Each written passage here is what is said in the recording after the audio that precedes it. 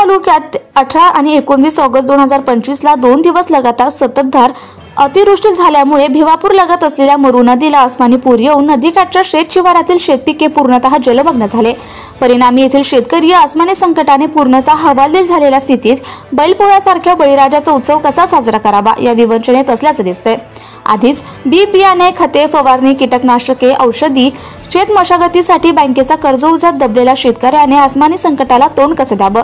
पोटात घालायचं की बैलपोळ्याचा सण साजरा करायचा, की मुलांच्या शिक्षणाचा खर्च करायचा, की सावकारी कर्ज परतफेड करायचं, की गळफास घेऊन जीवनयात्रा संपवायची, अशी एक ना अनेक समस्या डोळ्यांपुढे ठाकल्या असल्याने अगदी जिवंत प्राणीच मृतवत अवस्थेत या अतिवृष्टीच्या कात्रीत शेतकरी सापडला असल्याने अन्नदात्याला आर्थिक नुकसान भरपाई करणे शासनाची सर्वोत्तम जबाबदारी आहे। हे ओळखून बळीराजाच्या दुःखात मदतीचा हात पुढे करून तालुका बसपाने उमरेड विधानसभेचे अध्यक्ष पुणेश्वर मोटघरे यांच्या प्रमुख नेतृत्वात पुढाकार घेत नैसर्गिक आपत्तीने कंबरडं मोडलेल्या तालुक्यातील पूरबाधित शेतकऱ्यांना आर्थिक नुकसान भरपाई मिळण्याबाबत आज दिनांक 21 ऑगस्ट रोजी गुरुवारी मुख्यमंत्री, कृषी मंत्री, पालकमंत्री, जिल्हाधिकारी नागपूर यांना भिवापूरचे तहसीलदार बाळासाहेब टेटे यांच्या मार्फत एका लेखी निवेदनाद्वारे मागणी केली आहे। या अतिपावसाचा फटका तालुक्यातील पिकांमध्ये प्रामुख्याने कापूस, सोयाबीन, तूर इत्यादी पिकांचे नुकसान संदर्भात बहुजन समाज पार्टी भिवापूर तालुक्याच्या वतीने शासनाकडे नुकसान भरपाईच्या मदतीसाठी पाठपुरावा करून शेतकऱ्याचे थोडे का होईना डोळ्यातून अश्रू पुसण्याची उदारता दाखवल्याने